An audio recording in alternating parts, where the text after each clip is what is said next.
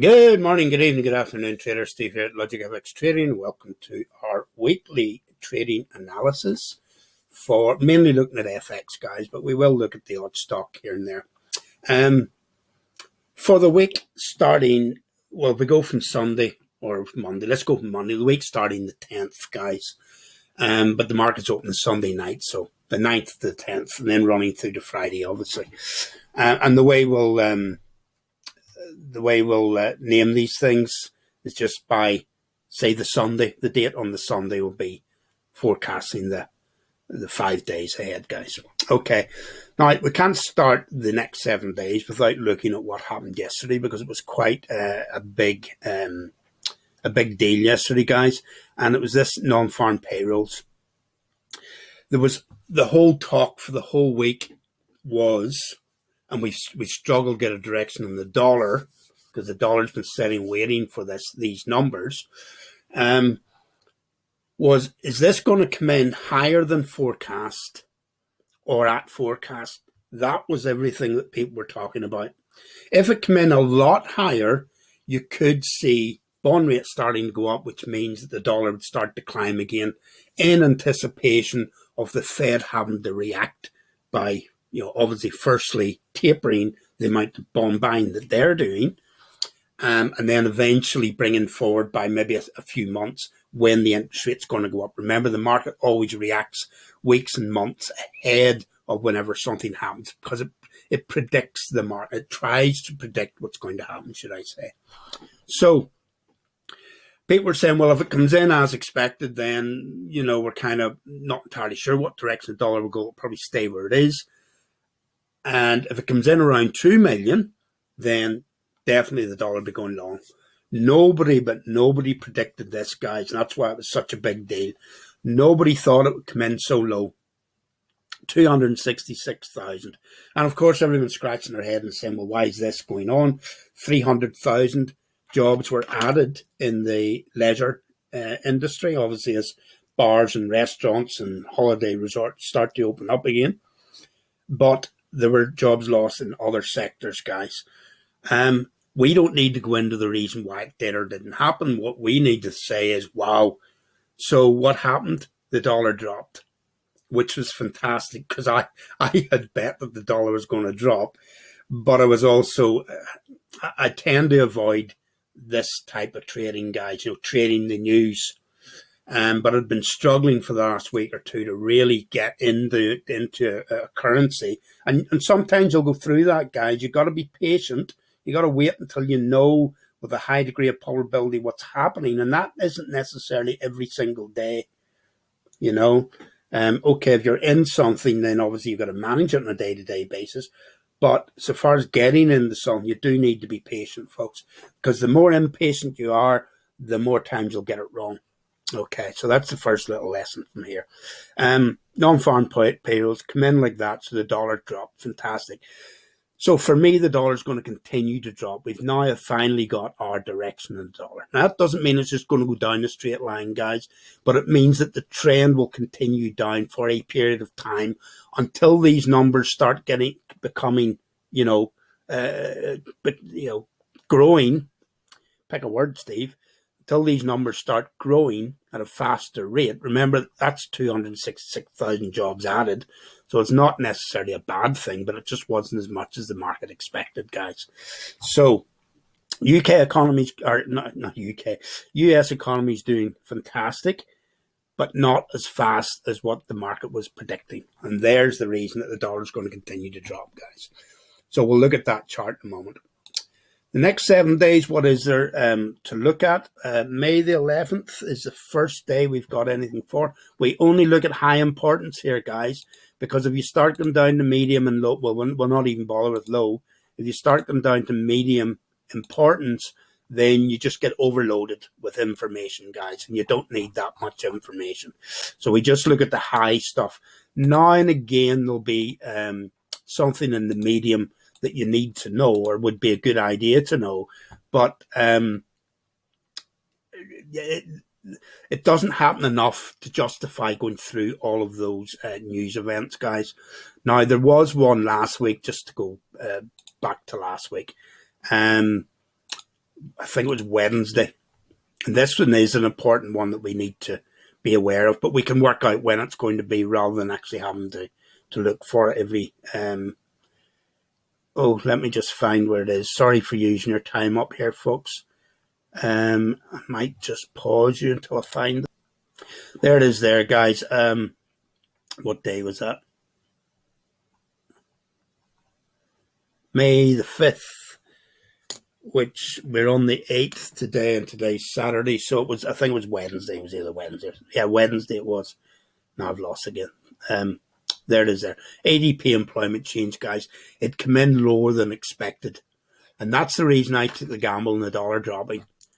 Because I said to myself, that ADP, which, as I say, usually comes in about 2 days before your non-farm payrolls. And it's often, not always, but often an indicator of what direction or how the non-farms are going to come out. And then from that, we can work out what direction the dollar is going to go. So there it was. Now, other than that, there's very little in the medium that I would bother looking at, guys. So, okay, long drawn out explanations, but this is why it's the weekly, guys. So, next 7 days. Here we go. May the 11th, 9th, 10th, must be Tuesday. I'll just make sure. Pretty sure it's Tuesday, guys. Yeah. May the 11th is Tuesday. We've got inflation rate and new yuan loans in China. I don't really trade the yuan, so I'm not particularly concerned about that. But it is good to know what's going on in the rest of the world, guys, because everything's interconnected. Eurozone economic sentiment and Germany economic sentiment. That on a smaller scale, time scale, could be important for the euro. So in other words, if these come in good, that will accelerate the push down. But we'll look at the chart in a minute. Let's go over and look at DXY, guys. It's always a good idea to have the chart. So you can see there that we had our little pullback. When we were coming down here, guys, I drew something like that. And why do you draw that? Because if that's the trend, that's how it's going to move. Now, when we got this, it was a little bit bamboozled. So through this period of a week or so, 2 weeks, I really wasn't sure what direction the dollar was going to go in, guys.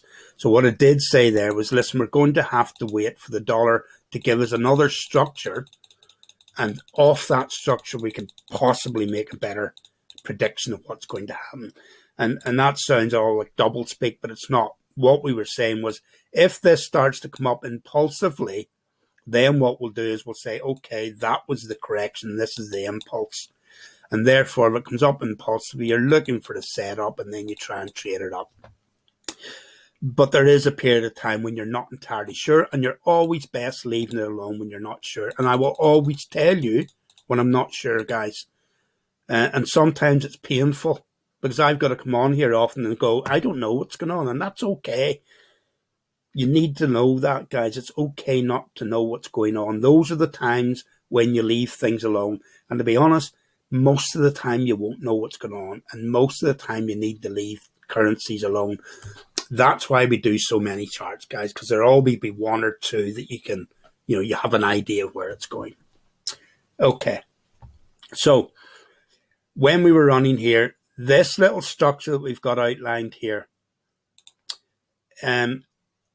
it's from a point of view, we're going to talk Elliott talk here. It's either an ending diagonal or it's a running flat. Now, to be honest, it looks more like a running flat than an ending diagonal. But sometimes if you call up your MACD, let's just run this back a little bit, guys. I know I'm teaching here rather than analysing, but we'll do both, guys. So if you go back to where we were on that day, which was the 29th of April,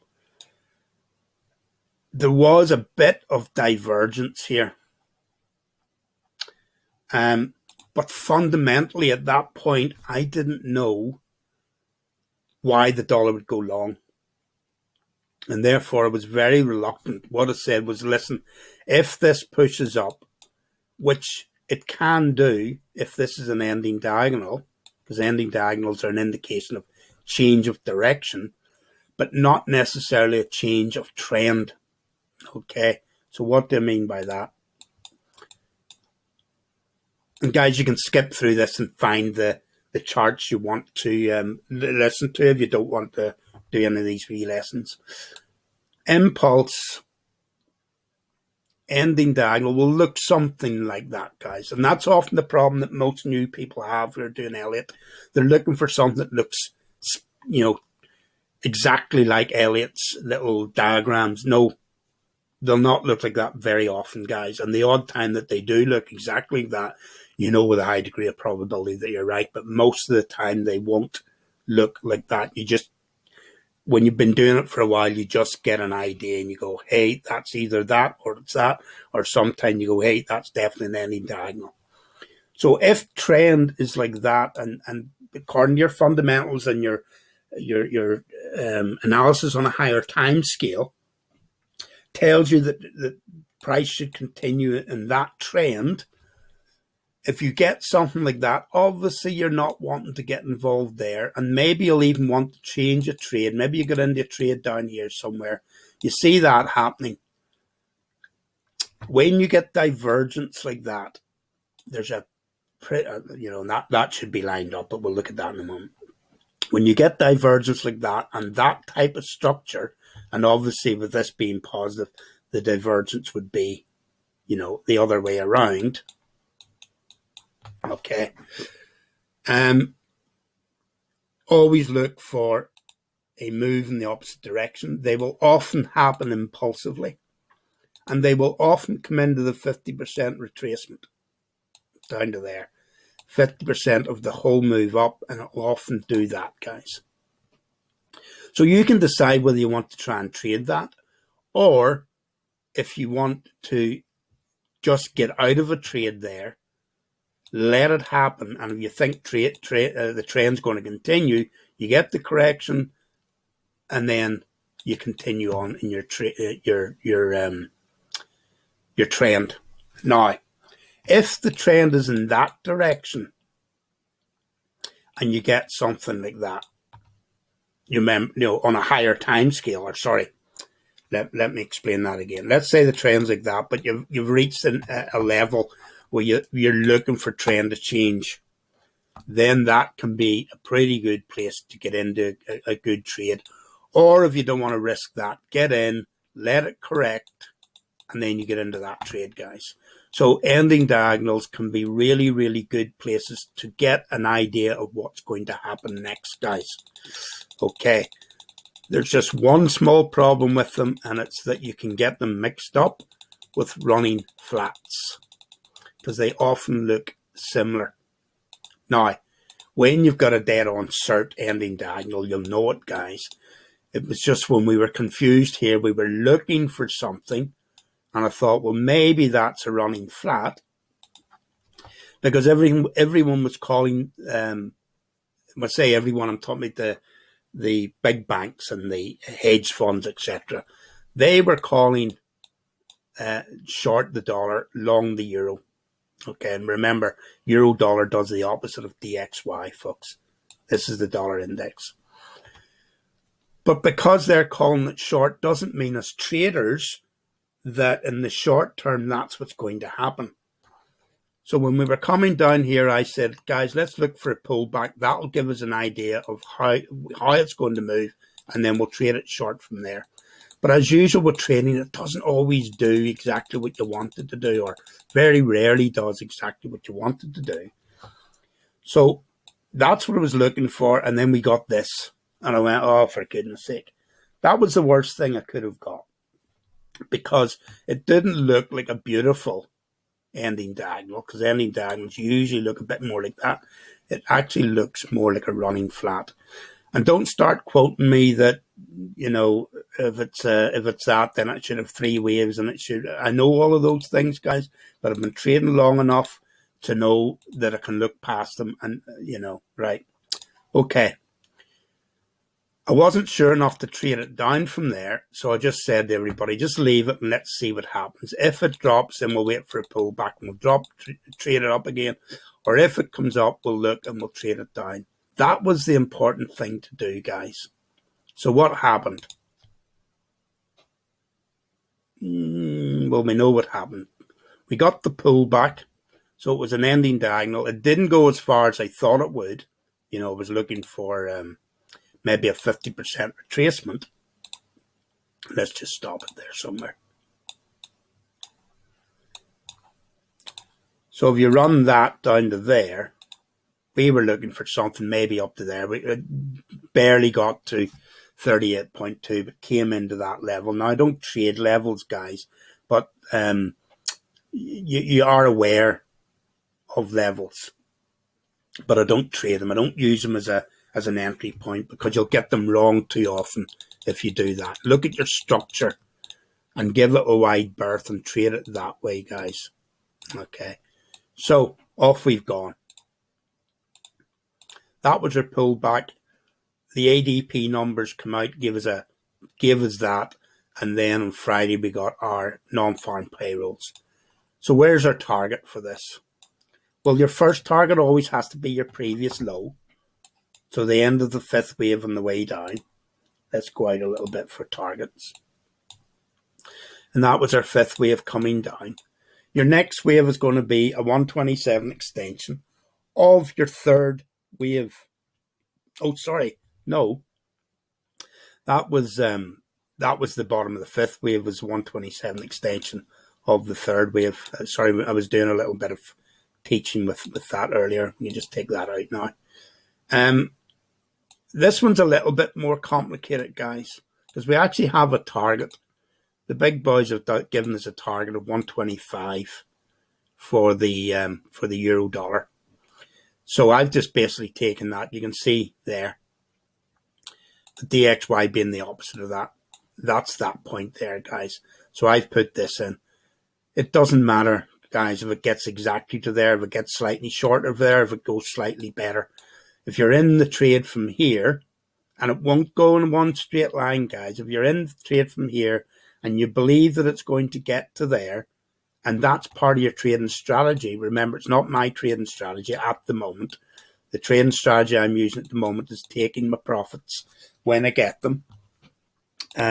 Although this one, I closed this trade, guys. I did okay out of it and I closed it.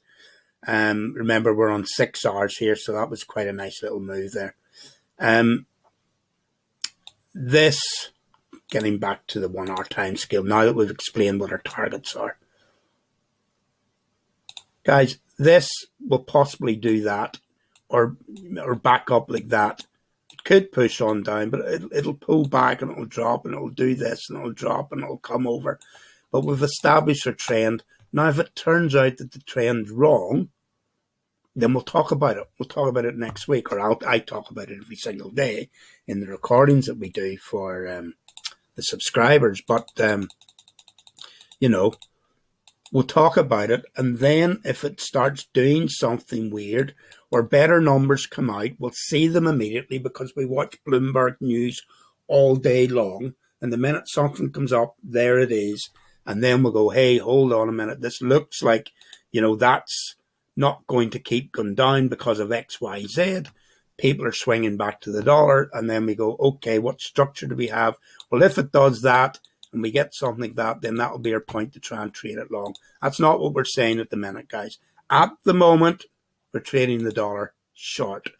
Now, why have I spent so much time talking about that dollar?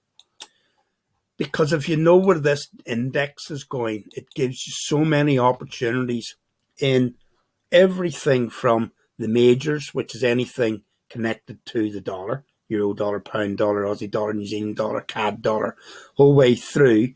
It'll give you an indication, although not the whole story, but an indication of gold or silver and possibly even oil, not Bitcoin. You know, that's a whole different story. There's no fundamentals behind that, guys.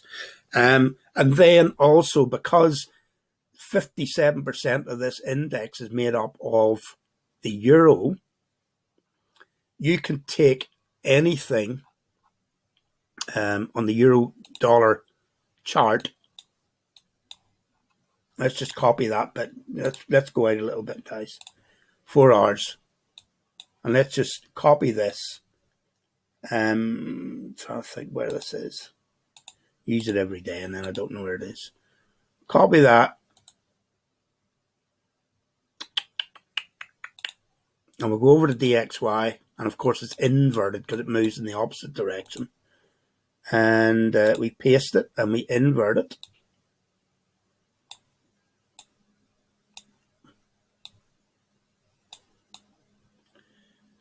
Look at that, guys. So euro, it's not exact, but euro dollar moves in the same way as DXY. Almost exact, you could probably, right. And the other 43% of DXY is made up by the other currencies. Pound, CAD, Swiss, franc, trying to think of the other ones. Swiss franc, Swedish krona. Did we say the yen? And that's what makes it up. So the other 40% is made up of that, guys. But you can see, if you know where this is going, then you know where euro dollar is going, guys. Okay. That's why this is so important. Right. So before we run through those, I just want to have a quick look at the markets, guys. Now, let's go into the 1 hour time scale. And what we said last week was, I hope I said this in our weekly analysis last week, was we were in a little flat and we were going to get a breakout, which will probably come into there. Now, these lines, guys, aren't the be all and end all. They just indicate the direction that things are moving in. The trend, there's the trend, guys. Doesn't mean it can't break out of there. Doesn't mean it's going to suddenly come away from there. But it is something to think about. Because that at the moment, if you're just looking at this section, it's a 1, 2, 3, flat, 4, 5. Could be a little bit more upside, but I would expect some sort of pullback in here, guys. Now, once something's complete, it's always a bit of a tricky situation for doing analysis. Because what you start doing then is you say, well, that's complete. We got to look for it for a drawdown. Sorry, that thing's in the way there, guys. Let's zoom in a bit here. You've got to look for a drawdown. Now, I don't know that it's complete. If we took that out of the way and you go back and you say you're going to say that's the first wave of this particular structure, guys, then first wave was there. That was your second wave. Your fifth wave is often the same size or a similar size to the first wave, guys. And this is where your Elliott comes in. Does it have to get to there? No, it doesn't. But there is a pretty good record over looking at all of the charts over all the years that your fifth wave will often come out in a similar size as your first wave. So this could extend up into there, and then we would get some sort of correction, maybe back down into there. Is this definitely going to happen? I have no idea, guys, but it gives us something to work on. It gives us a skeleton, and if it starts to happen the way we've analyzed it, then that gives us information to make decisions on, whether it's to get into something, whether it's to get out of something. And by the way, I don't actually trade the indexes. The indexes gives us an idea of what's going on in the world stock markets. And we put that information together with what's going on in the currencies and what's going on in the news. And that gives us an idea whether it's a good idea to trade a particular stock, a particular sector, or whether it's a good idea to get out of them, or whether it's a good idea to hold them or move your stop loss, or whatever it might be. You need to have the basic information first, and then you can use that to try and be a good trader. But without this, you're guessing. Without some sort of analysis, you're guessing, guys. And when things are all going great, guessing works really well. You know, when you're on a winning streak in the casino, and then your winning streak suddenly disappears, and all of a sudden you've gone from thinking you really nailed this thing down to realizing you're only starting your journey, guys. And that's the problem with winning, with trading, because we only learn when we get it wrong. We only learn when we get it wrong, which is the reason why when we look at my account and we look at my trades, I will always go to the ones I got wrong, and we will analyze the reason why we got them wrong, because we learned from that. Sometimes I just made a mistake, guys, and we all make mistakes in trading. Okay, so potentially that could come further up, and then we'll get a correction. I'll just leave that in. It might not be here this time next week, because obviously I've got to do this again on Monday, Tuesday, Wednesday, Thursday, and Friday.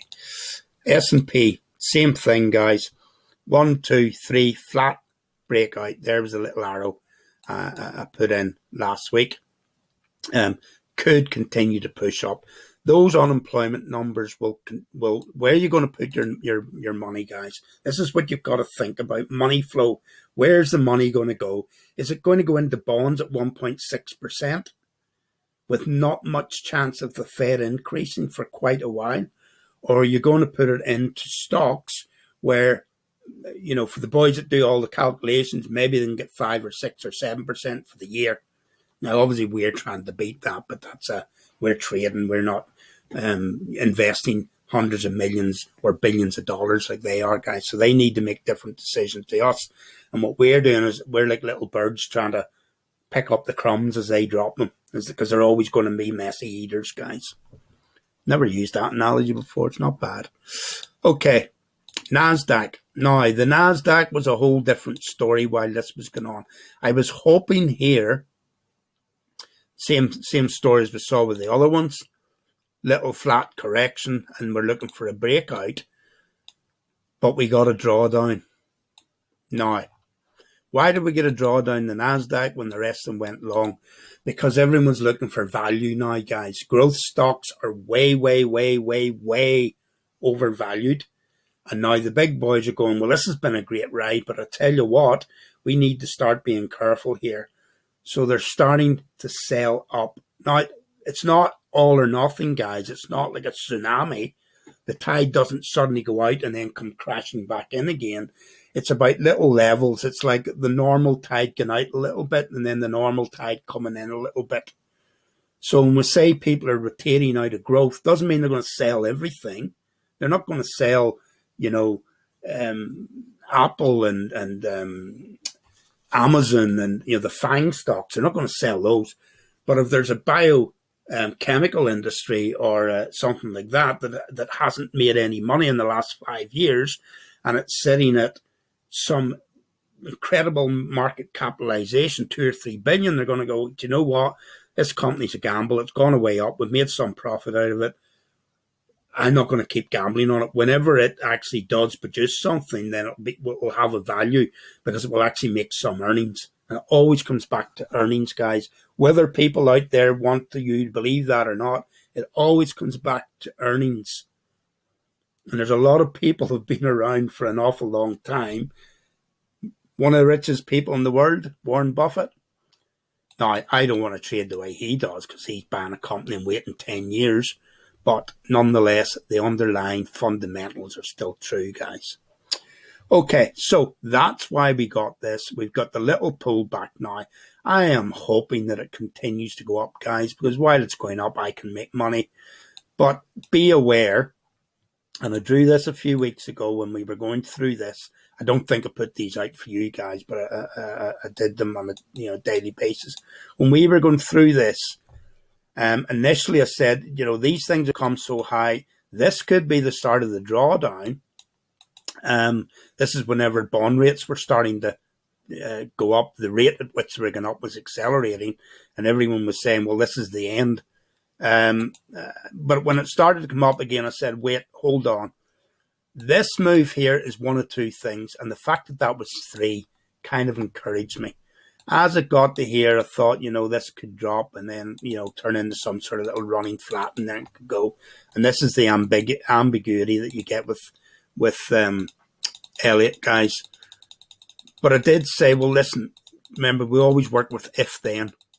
If this happened, then the probability of that happens pretty high. So we got this, 1, 2, 3. We got that, and we started to get this. And as this dropped, remember, if you've got 10 grand in NASDAQ stocks, even that little move, it'll take your account down by 1 or 2%, guys. And it's always, you get up and you look at it and you go, oh, for goodness sake. And then it goes like that, and now you're happy. Then it goes like that, and now you're sad. But what it was doing was making that. Okay, it would have been nice if it had been completely symmetrical, but these things never are, guys.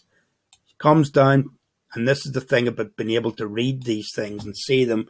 You read them, see them so often, you know what they are, guys. So there you have it, ABC, ABC, back up. What do you get next?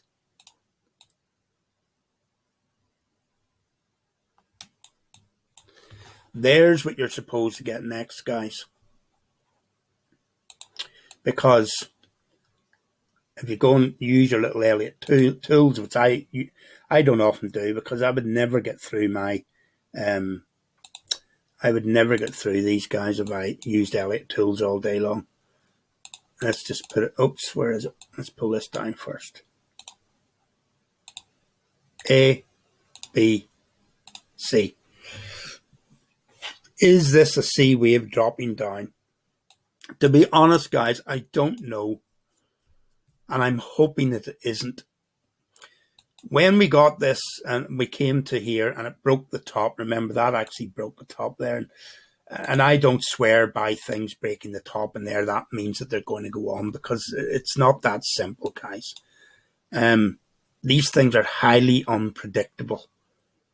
But if you look at so many people out there, they go, oh, well, that's that, and that's that. Therefore, this definitely has to happen. Therefore, trade this short. No, don't be trading it short. If it happens, trade it long.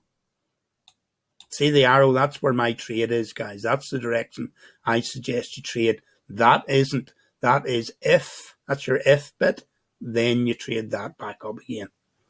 But you don't try and predict that. If it happens, that's your setup to trade long. If it doesn't happen, then obviously, you'll lose money if you try and trade it short and it doesn't go short. Okay, right.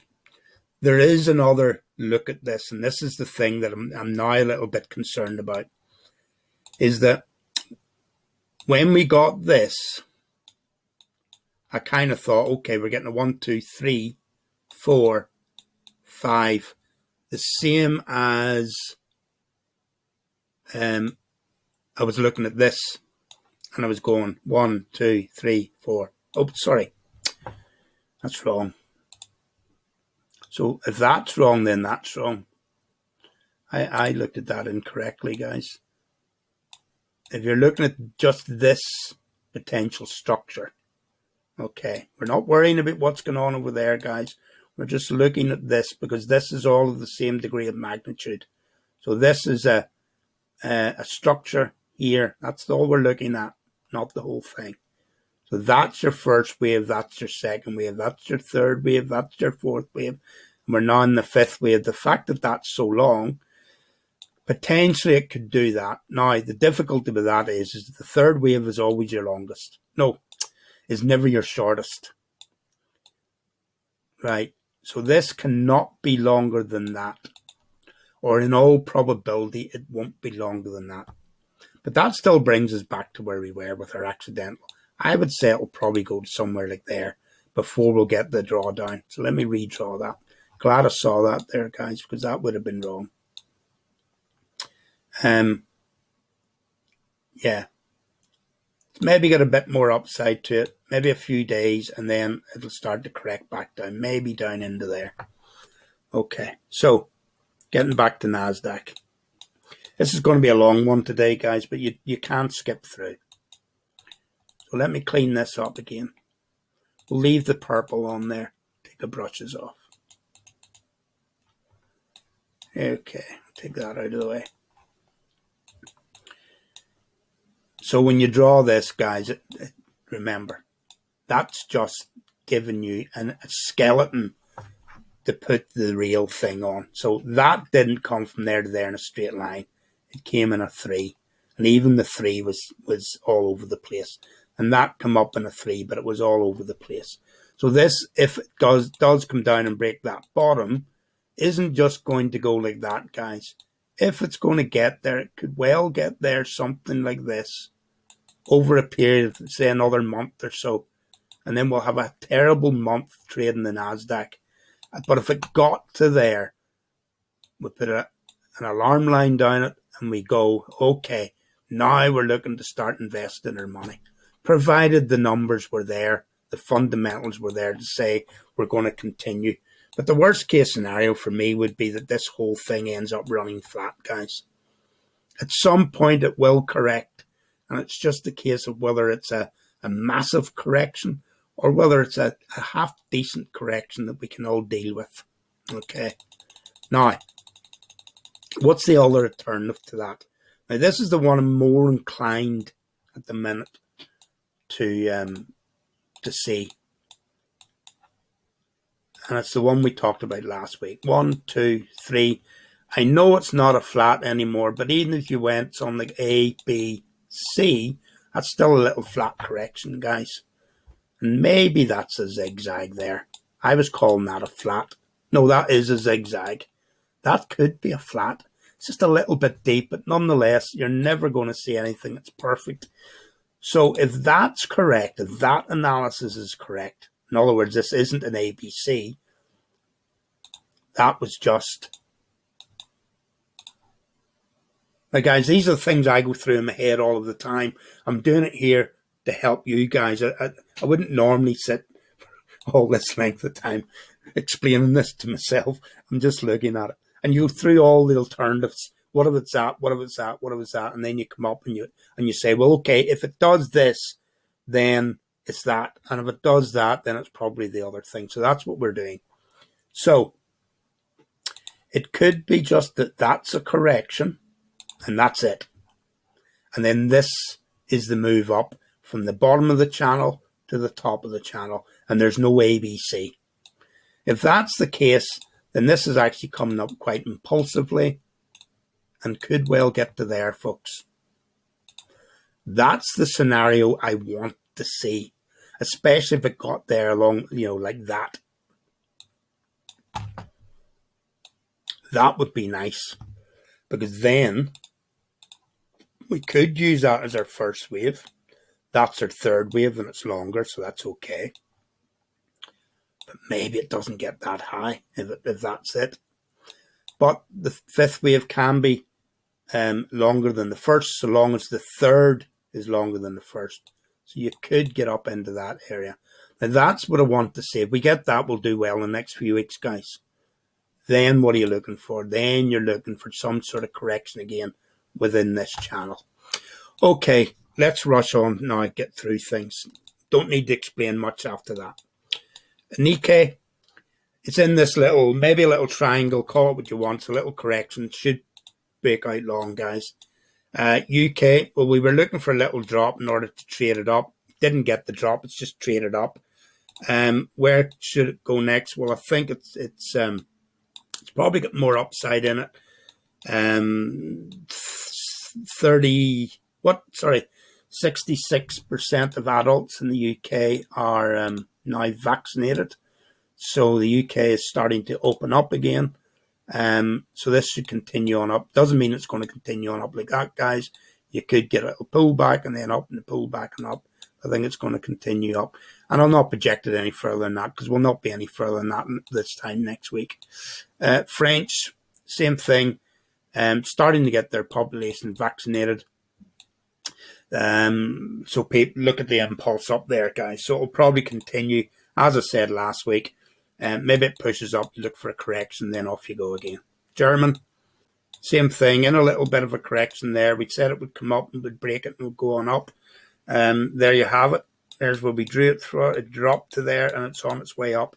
I suspect it will continue to push up in that direction. China's a little bit different, guys. It's running this, and we're back to that situation of what is that exactly? Often when you get an impulse, you look for some sort of correction of it. Maybe we've got a little flat correction there, and then at this point I was saying, oh, let's be careful, this could drop further. But the good news is if it does that, then you're in a position to put an alarm line down through there, and you say, right, we're looking for this to start going long. It's continued to run flat, which if you're in anything, then that's okay because you're not losing any money, provided you weren't in it up there. But you're still sitting with that threat that it could potentially drop some more before it comes up. And what could make it drop? Well, you know, they're being a wee bit naughty at the minute with their pushing people around, and the West is starting to get their act together. You know, as Trump was trying to do, I think he was trying to, what they call the trade war. Well, they could get a little bit of a sting from that. The other thing that could maybe sting it is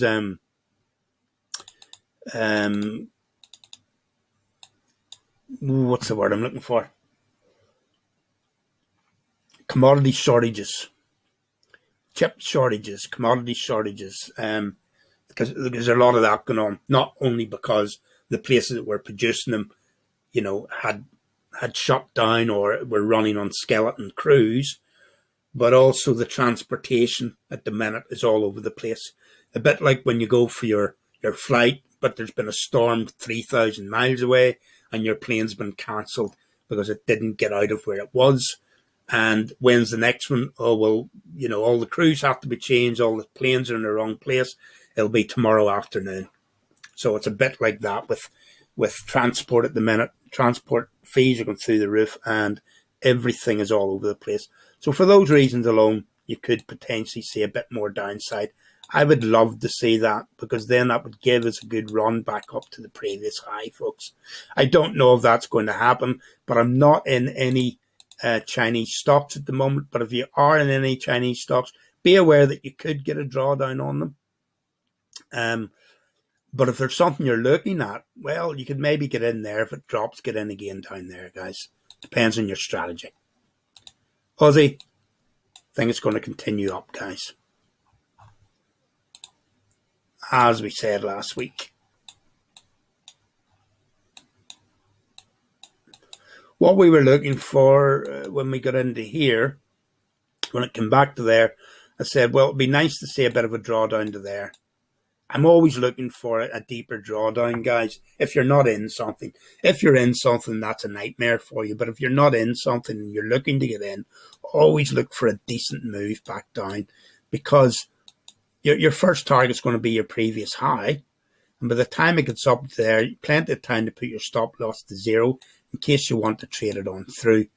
And you say, well, why would you worry about that? Because often things get to the previous high and then they come off again. And you don't want to be losing your money. If you have your stop loss in zero, you come out for a zero, you didn't lose your capital. Always protect your capital. Russell, it's been running flat for a long time. Remember, this is 2,000 small cap companies in the US. It's been running flat for a while. I basically said, listen, eventually it will break out. Had a little move the other day. It'll probably continue on up. I don't have any small caps. Unfortunately, the broker I use doesn't have Russell 2000 companies on it. The VIX, which is an insurance policy against the markets crashing, continued to drop, guys. Look at where it is. 36. Look where it came from. It must have been March last year, guys. It was at 313. That's down to 36. It's below where it was before we even had the crash, guys. So eventually this will taper out and eventually it will start to come back up, guys. But that's when the stock markets will be dropping. So we look at that as a little indicator. There's DXY. We've done all our talking in that.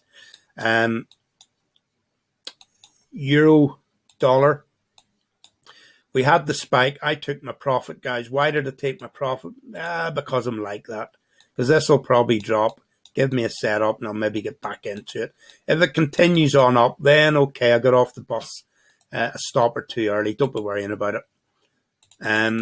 It'll eventually correct and you'll eventually get back into it. The most important thing about last week is that we've established this as the trend for a period of time. possibly to there, and also possibly where would our first target be? There, the previous low, or high, should I say, the previous high. That would be the target, first target, second target. I don't talk in terms of pips, by the way, guys, because for me, pips is just nonsense, because it means nothing. Pips depends on how much money do you have on it and what leverage do you have on. Well, we've all got different leverages and we all have different money on it. So you talk about in terms of percentage returns. So a 5% return for me would be X amount of pounds or dollars, and a 5% return for you would be a different amount, but the 5% would be the same. So I always talk in terms of percentage returns, guys. Okay. Or percentage stop losses. And sometimes you'll come up against a technical target before you get your percentage target, and you shouldn't be in a position like that, guys. Always make sure that your technical targets before you would hit your percentage target, because then it allows you to potentially run and make more. But if you come up against a technical target before your percentage target, then you're going to have to take a smaller return, and that don't get into that position in the first place. So what I would mean by this is, if you're down here and you've predicted that this is going to go long,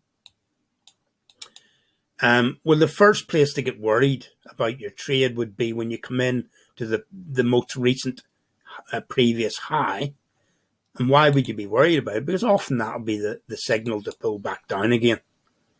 So if you get in there and let's say your target's 5% or 10% on a trade, whatever it is for yourself, right? If your target, your percentage target's only going to be hit there, then this isn't necessarily a great trade for you guys. Unless you get in down there, which then you probably would hit your percentage trade by the time you get to there.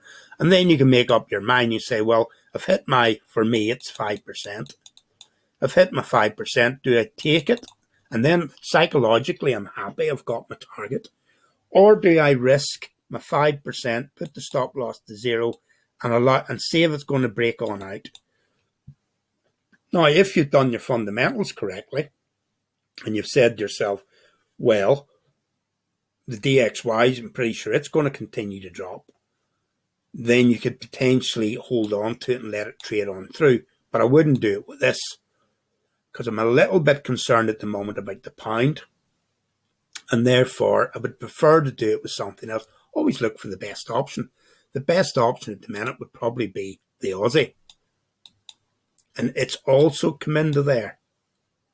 But if I was going to hold on to one of these and try and get, 6, 7, 8, and maybe try and go for that target, I'd be more likely to go with that one than the pound, because I'm more confident the Aussie's going to continue to go long this year. As with the New Zealand, I'm more confident that the New Zealand's going to continue to go long this year. And yet again, look where it came into, guys. Does that mean it's going to drop here? It doesn't mean that, but you wouldn't be surprised if it did that before it broke out. CAD. Now, for all the reasons we've been talking about, I'm a little bit wary of this one, guys. Structurally, it's come into the bottom of here. I was hoping to get some sort of pullback at this point to give me the trade down. We didn't get it. That wasn't enough for me. The trades come in. I'm going to have to say the same thing, guys. If the CAD were to pull back, that would give me a chance to get into it. Now, I was trading the CAD very, very happily down through here, but it's kind of got to a point now where I don't like, see there and there and there. I don't like trading when you get you start coming into your structures, guys. Now, obviously, there's a bigger structure here. That was just a temporary one to put in, or an intermediary target. There's potentially a bigger one there, but even looking at that, that's not right. Maybe it's there. That looks better. So this move we've had all the way down here, if it gets to there, then I'd definitely be looking for a pullback. But look how that's also crossed there, guys. So that was our target. there's our structure line for that whole structure. And I know it's not in the right, it's supposed to be 1, 2. The structure line's supposed to be in the top, guys. But that's okay. You can do that and then parallel it down to there. Here I go teaching again, guys.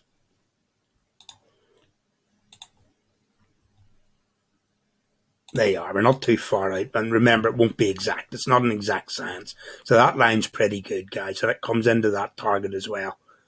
So does that mean it'll stop there? No, it doesn't. It can do whatever it wants, but it wouldn't be a bad place to pick as a target.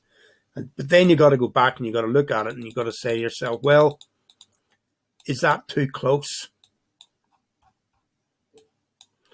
And for me it is, and I know that's on 4 hours. For me it's too close. I don't want to try and trade that because there's a possibility I'm wrong. And my reward would be that. How would I try and trade that? Well, if it had a pull back there, then that would have been my target. That would have been my potential trade. And for me, that's worth trading.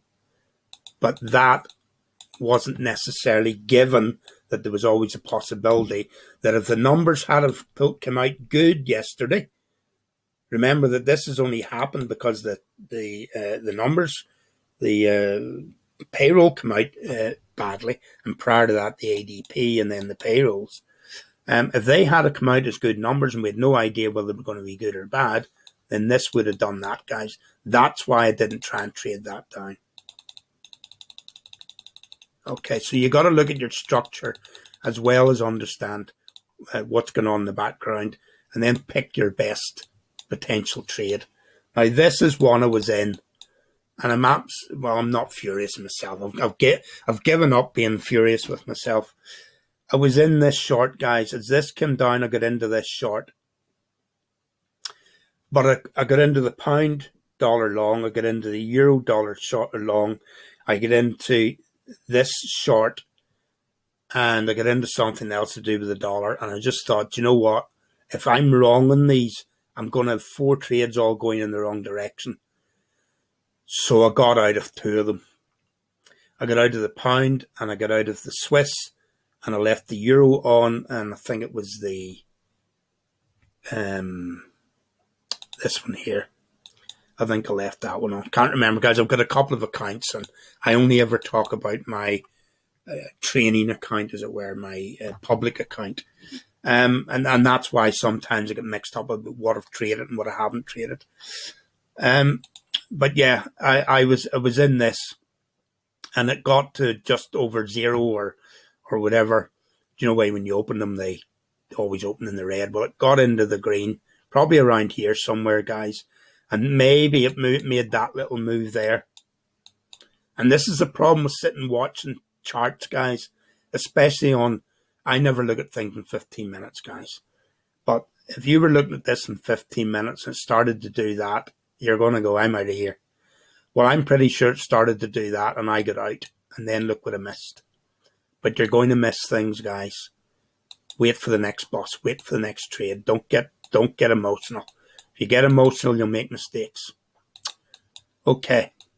And if you want to fed that one, still only come into 32.8. I was expecting maybe a little bit higher up on that one. So what's the direction for this? Well, I don't know why that's in red. I don't know what I was doing there, guys. But your initial target's going to be there. There's your second target down there. US yen. Same thing, guys. Your first target's going to be here. The second target will be, okay, this one's not. Oh, right. Yeah, this is the opposite way around here. So our targeting is going to be a little bit different. I would look more in the structure of this from a target. So you take something like that and you do something like that. So that would give you a 50% retracement of that move up.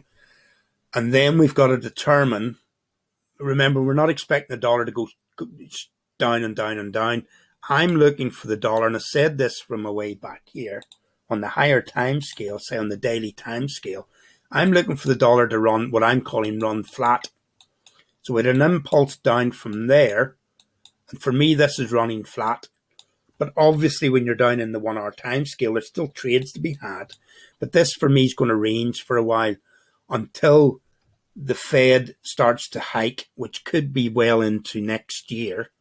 That's start of 2022. Sometime in here, we could maybe start to see the dollar coming up. Until then, I think it's going to stay in a range.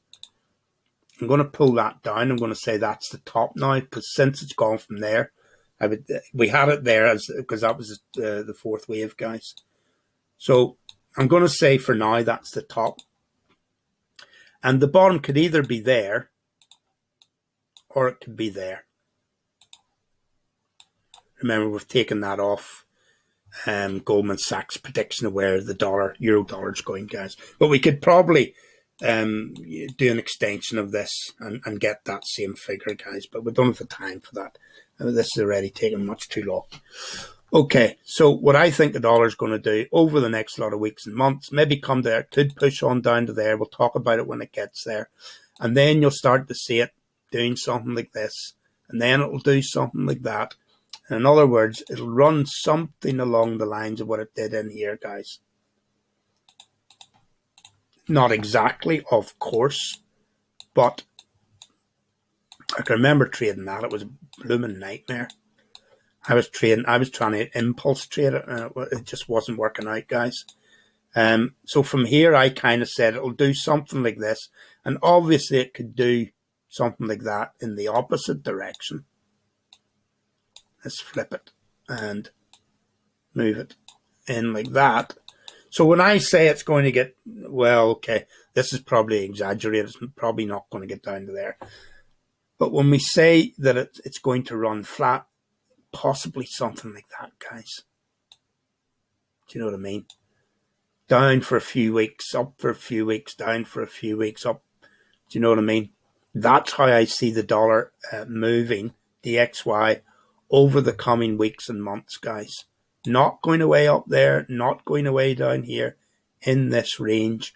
Can I be wrong? Of course it can be wrong, but then the fundamentals will have changed, and then we'll talk about it and we'll say, hey, that sideways movement it's done, and now we're going this way or that way. Okay. It's an art, guys. This is an art. It isn't a science, but if you're on it all of the time and you're working at it all of the time, you can change your mind, guys. It's okay. Change your mind with the evidence. If the evidence says that your analysis is incorrect, change your analysis. So getting back to this, I wouldn't be surprised if we got something like that on dollar yen. Then what would happen after that? Well, then we take our same scenario where the dollar's going to be running like that, guys, and you could end up with a 6 months or so of that sort of thing. I don't know if I've drawn that. Yeah, that's okay. It's probably 6 months. You could end up with that. We don't need to worry about that bit at the minute, because we're looking at this. I think it'll drop. It'll come down into there, maybe 50%, maybe a little bit more. And then from there, we'll look to see, is it going to come back up, or is it going to, continue to do this? Because remember, the yen might strengthen up.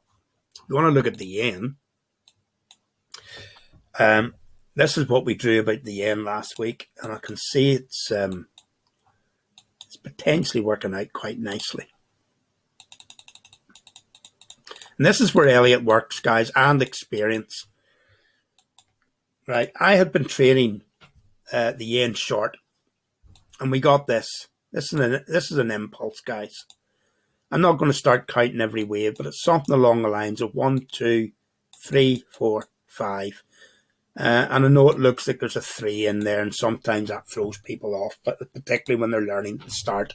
Just look at the whole structure. That's an impulse. Whether it's got 3 waves or 7 waves or, 5 waves or 9 waves, don't worry too much about that, guys. Look at the big structure. It's an impulse. Okay, that's a correction. That's an impulse. That's an impulse.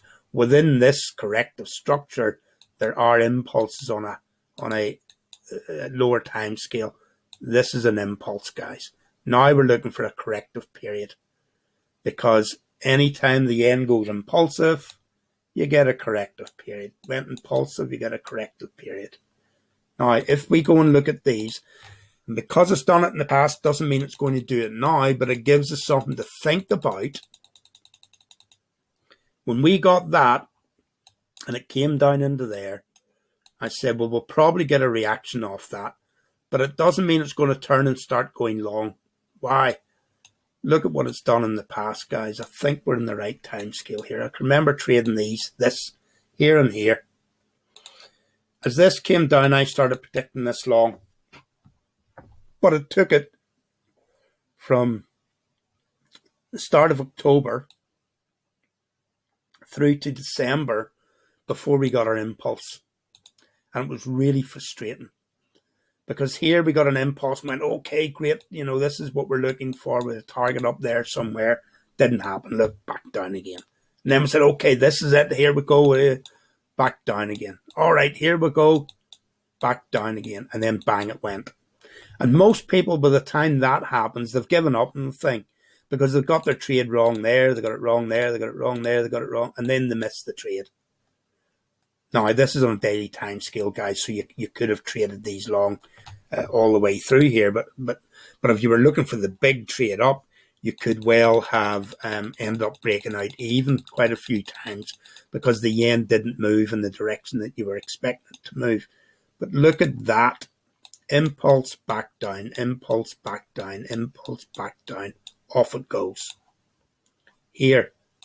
Not exactly the same, guys. Impulse, we're just looking at that. We're not looking at there's a 3 or there's an impulse, drop, off it went. And that one isn't exactly the same as that. But the human emotion behind it, the human things that are going on to create the chart are the same. And even if you go to a higher time scale, up it went, corrected back down, and then off it went again, guys. So when I saw this, and I'm not sure that you can exactly see it in there, guys, but those two, when I saw this, I said, hang on a minute. In all probability, remember it's a daily time scale, so for how many days is that? We can measure it. Ooh, where's it measuring? There. So from there to there, it's 24 days, guys. 24 days. For more than 3 weeks, the yen was going long after all of this time of it falling. So it took me a little while to go, hey, these short trades on the yen aren't working out. And then we came back and looked at this. No wonder they're not working out. But I said, listen, don't be trading the yen on up at this point, because the chances are it'll drop and then it'll come up and then it'll drop and then it'll go. Something like that. So if you take that, and I'm not saying 100% that's going to happen, but I've got that picture in my mind when I'm looking at the yen and I'm going, hang on a minute, let's go and have a look at this. Well, yeah, so at the moment, this is doing exactly what I thought it would do from there. I said it would drop, I said it would come up, I said it would drop. Now, it hasn't done that one yet, but I suspect it will do this one before we get our impulse. Okay, so back to where we were when you're trying to work this out. You're saying to yourself, well, we're expecting DXY to go short, so this should go down. At the moment, the yen's going long as well. And remember, what's happening with the dollar yen will also reflect what's happening in this. So, you got to see through it a little bit, just as what's happening in DXY reflects what's happening in euro dollar. Which one's the thing which came first, the chicken or the egg? You got to kind of have that going in your head as well. But what I would say is that we maybe, let's get into the 1 hour time scale. So what are we looking for on this? Maybe looking for a bit of a drop on this, because it's come down. This is 1 hour. You can see how big that move actually is when you're on 1 hour. So I'm looking for this to move up, could move up a little bit, and then I'm looking for it to drop. So what would that look like?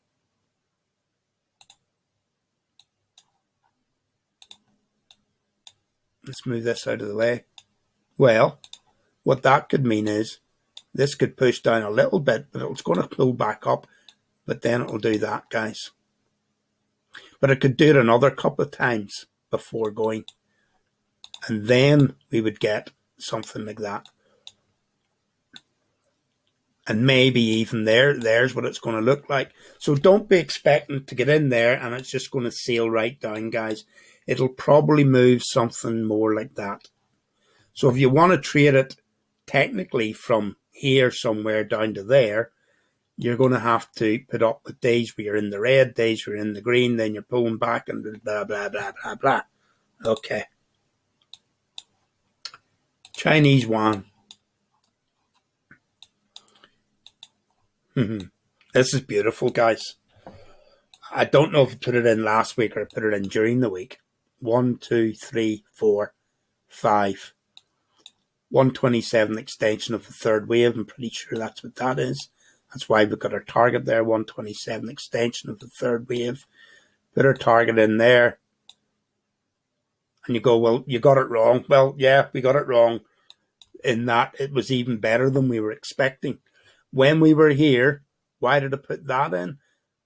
Because you don't want to jump into something like that, guys. Yeah, you've just broke the bottom there, but most of the time you'll get a pullback, which also gives you a little setup if you're not in it.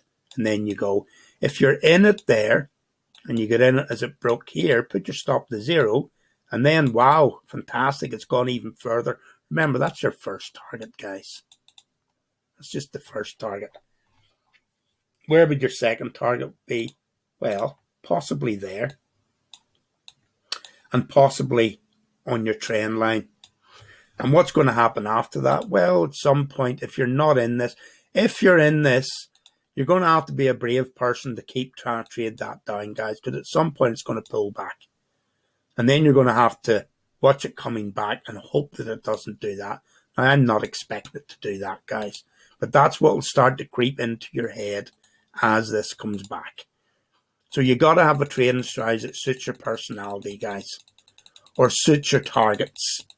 You know, you really should have a target which will determine, you know, where your personality is. And a target isn't make lots of money.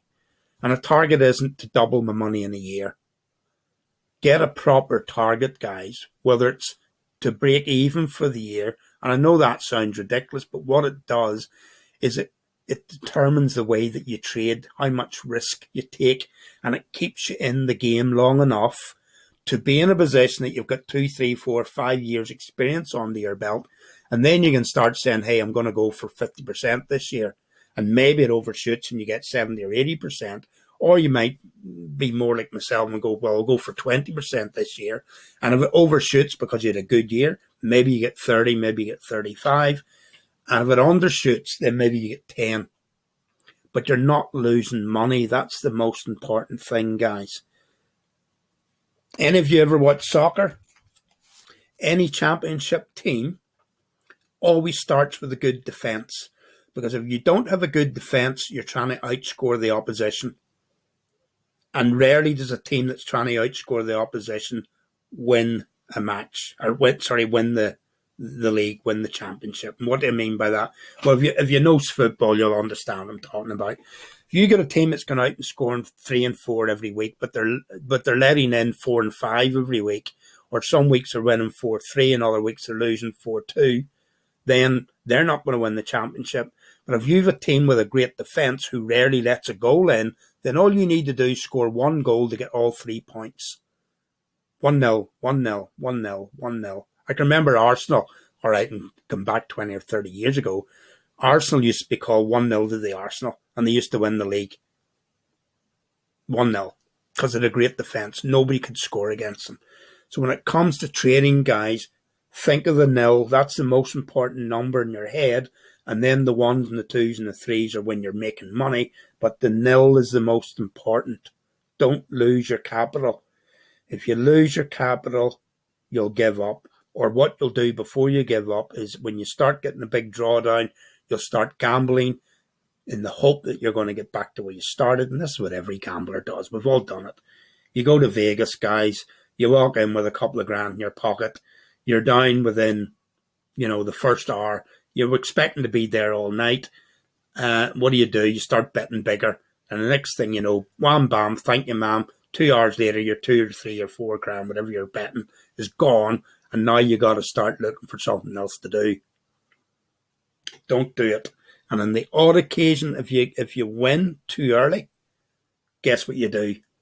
The win ain't enough because you've got another 3 or 4 hours, so you're going to keep betting the way you bet and got lucky to make the money in the first place. And what do you do next? You lose it all. I don't think I've ever left a casino with money in my pocket, guys. And listen, I'm not a big gambler. I really am not, but I do enjoy going to a casino. I haven't been to one in a long time, but I'm talking about when I was in my 30s and my 40s. I used to go to casinos, mainly in South Africa, and went to one or two in England. Didn't like them, too many rules. You weren't allowed to drink at the table and all that stuff in England. But it's obviously Vegas, you could drink at the table. Fantastic. Okay, I digress. US, China, right, we've talked enough about that. I wouldn't jump into it now, guys. Can it continue to go down? It can do whatever it wants, guys, because I'm not going to be in it. Euro Swiss, bang, another one. Let me just pause you there a second, guys. Need a wee drink. Okay, folks, got a wee cappuccino there. Keep me going. US Swiss, well, you could see it there. It's pulled back. Nice little drop yesterday. Gold. Well, last week we said it would do that.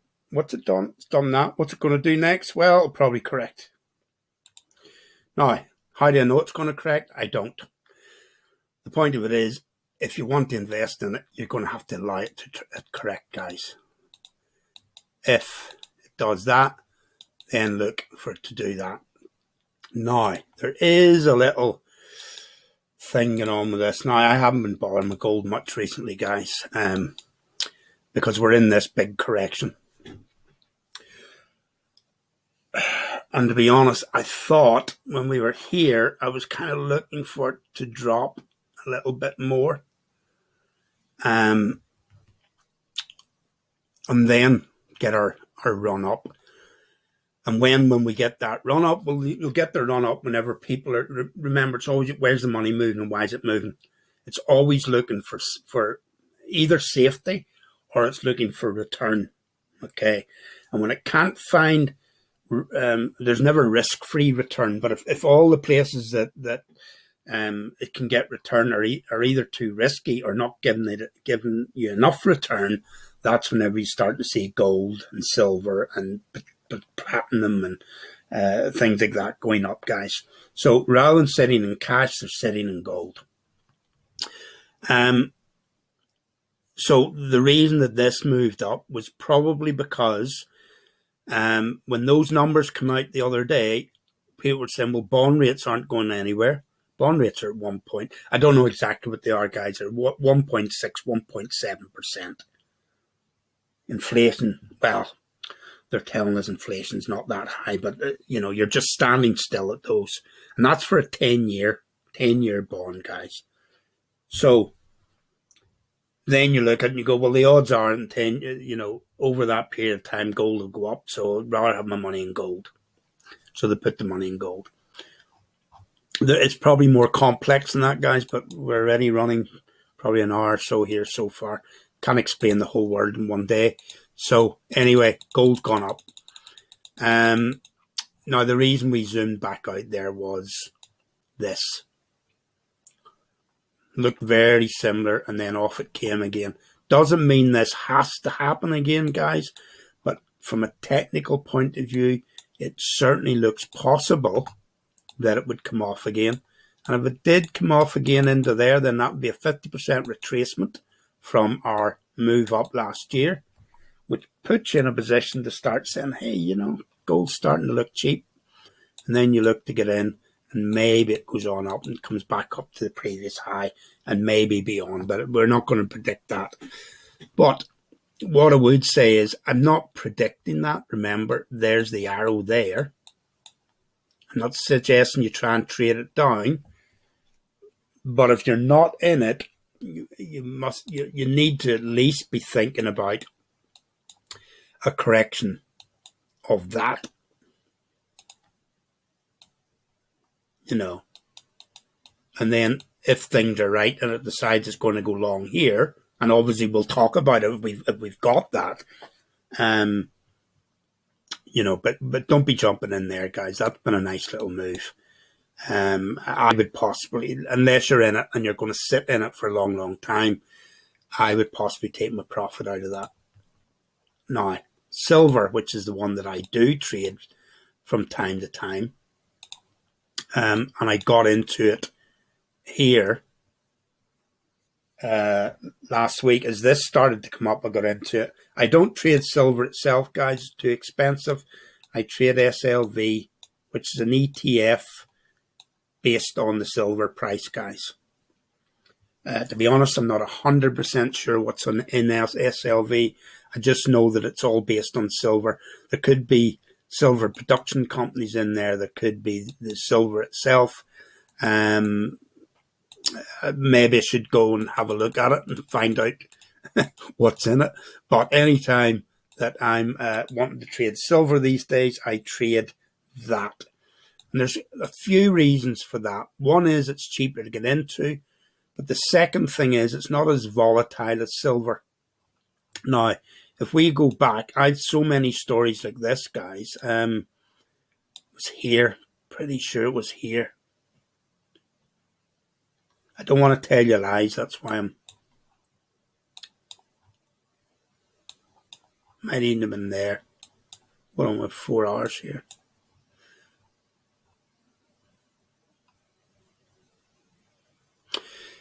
Anyway, first of all, I predicted it long from here. Now, obviously, the pandemic ruined my prediction. But when we were down here, I basically said, listen, it's going to go up to about $30. It was around $13, $14, $15 at the time. And I said it'll go up to 30. And where'd it get to? Bang on 30. Unbelievable.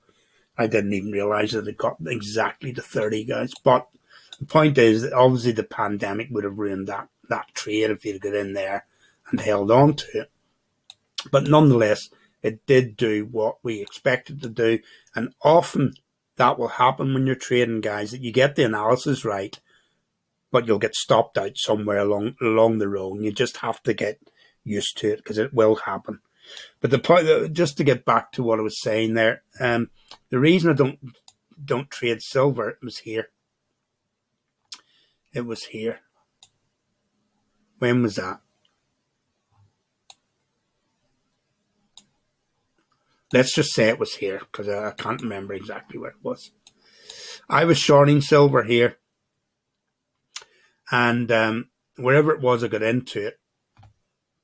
Say it was in there somewhere as it came off. And when it went down to here, I put my stop loss to 0, which was well above here. Remember, this is a 4-hour time scale.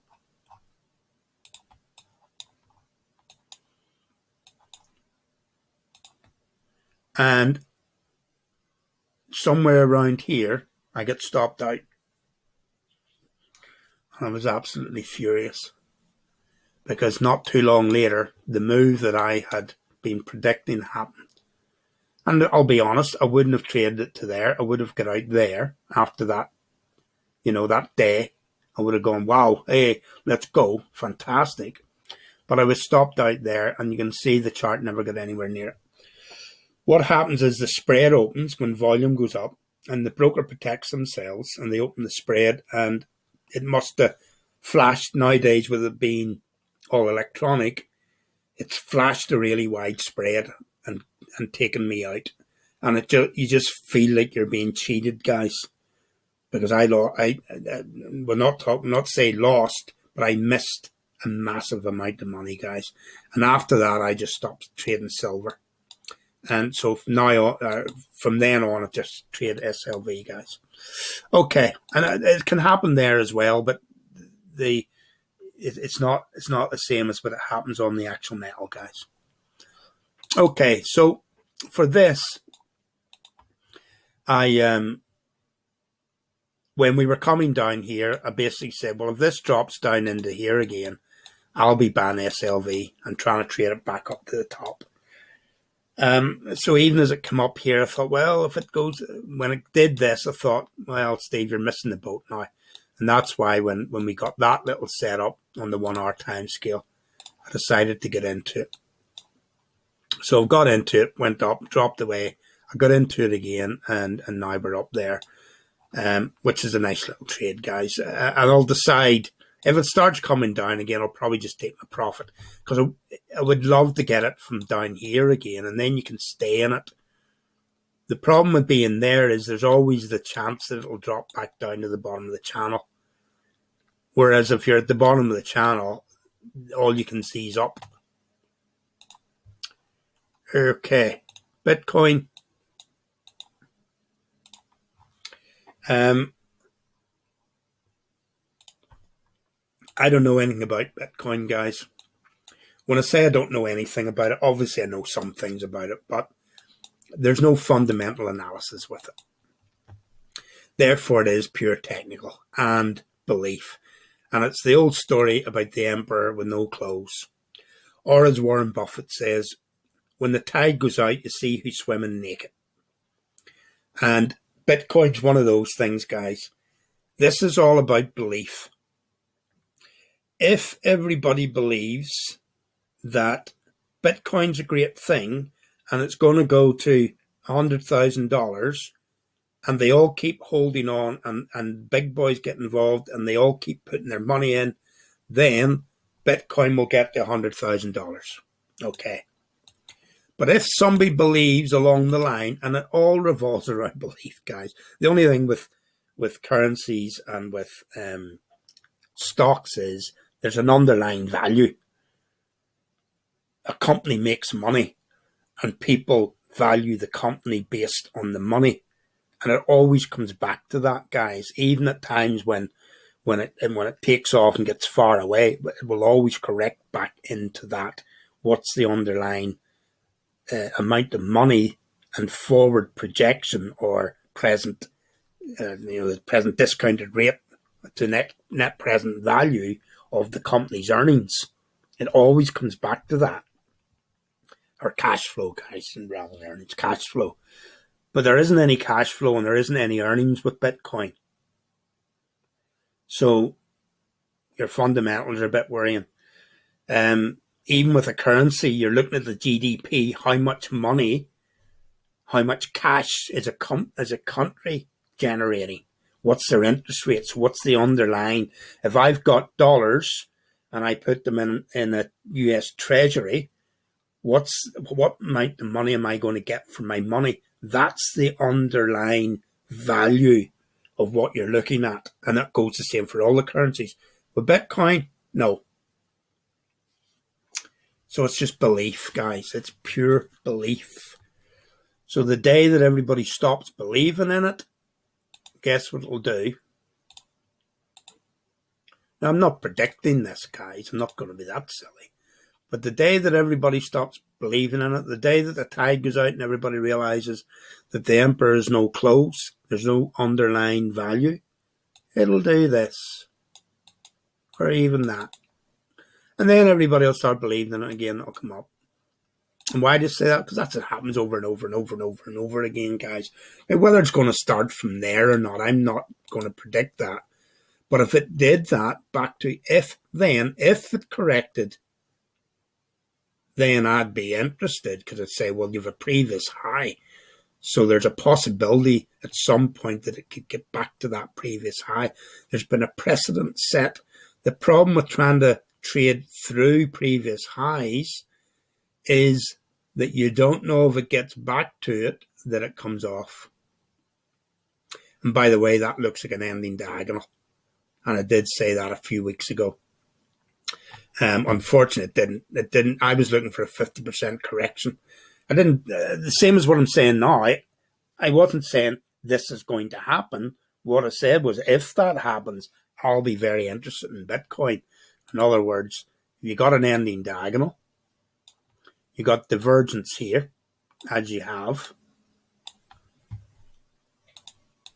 The only thing was I was looking for it to go a little bit higher so we could get a trend line on it. If it had gone to there, and then it would have been lovely. 50% retracement. And then you go, let's buy in here, guys. As it was, I bought in there. I don't trade Bitcoin very often, guys. I take a little gamble on it every now and again. That's not the same as trading. I take a little gamble on it every now and again. With trading, you're going to get them right and you're going to get them wrong. With gambling, you don't need to get it wrong too often that you're out of the game. And that's my attitude towards Bitcoin. So I bought it here, and when it started coming down to there again, I got out, and then I missed that. And somewhere in here, it might have been there, I bought it, and when it did that, I got out.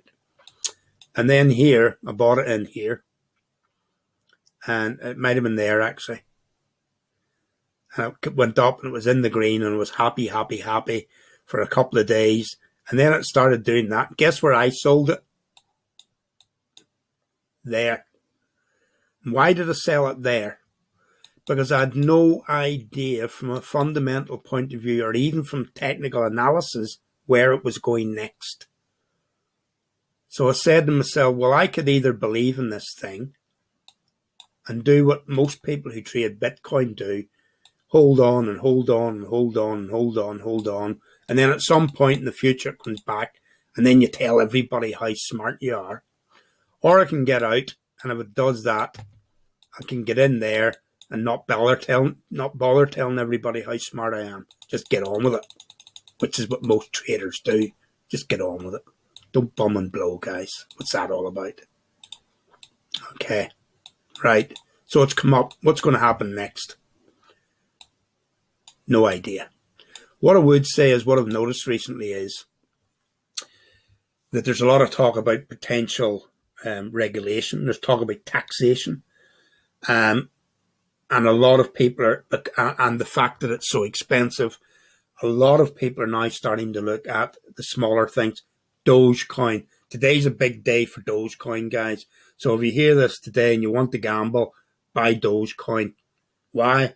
Because our old friend Elon Musk has gone on Saturday Night Live tonight, and he's already put a meme out a few weeks ago calling himself the Doge Father. I have no doubt that he'll come on there and do the whole Doge Father thing. And if he does, all the other Muppets out there will buy Dogecoin, which is absolutely worthless, and it will go up. Okay, so if you want to gamble, you can do that. I actually did it yesterday, and then I chickened out. So what did I do yesterday? D-O-G-E, isn't it? It's Doge.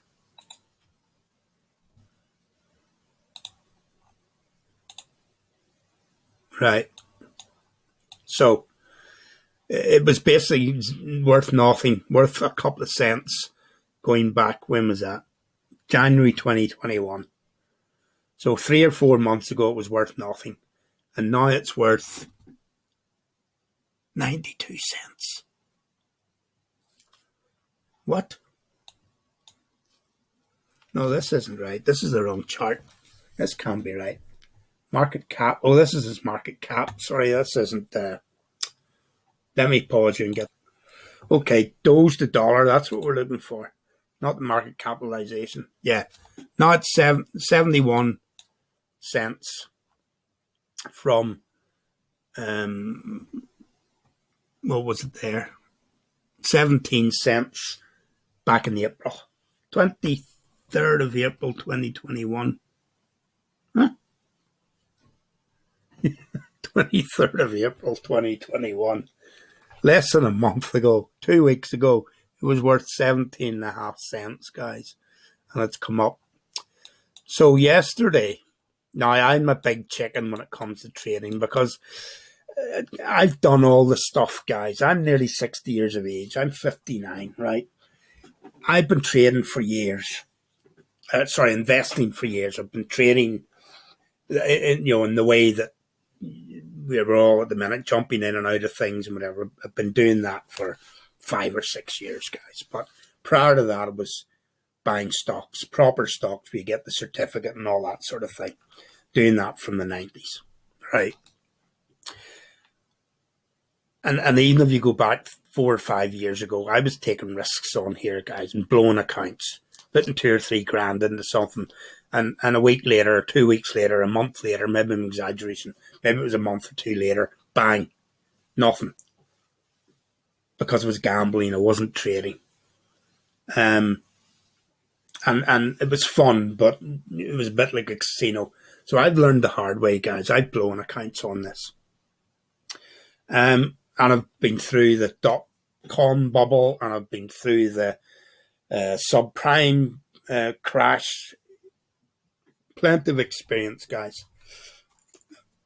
I grew up in the 70s when there were 3-day weeks, when there were strikes, when oil price went through the roof, when there was inflation at 15%. So, right, anyway, so yesterday I decided to have a little go at this. Saw this breaking out of this structure, heard that Elon Musk was going to be on Saturday Night Live, and I said, for no reason other than everyone's going to buy this because of that, I bought in here. And then I went through a few hours with dropping, and then it did this. And I did and it come up into there. And I did the worst thing that you can ever do with something you're gambling on. I looked at it and I went, I'm out of this. And I got out with 5%. And why did I do that? Because so often, guys, I saw myself in the green, and then 2 days later, you're down there and you're 15, 20% in the red. And you're just going, what on earth? You had money, take it off the table, unless you believe in the thing for the long term. And I had absolutely no belief in this. Can this go on up? It can. Could I look at this in 3 weeks' time and it's up at $1 or something like that? Certainly. It could happen on Saturday night. It could happen tonight. But it's not trading. It's gambling, guys. So, there you go. We'll see where it goes. It's interesting. It's a bit of fun.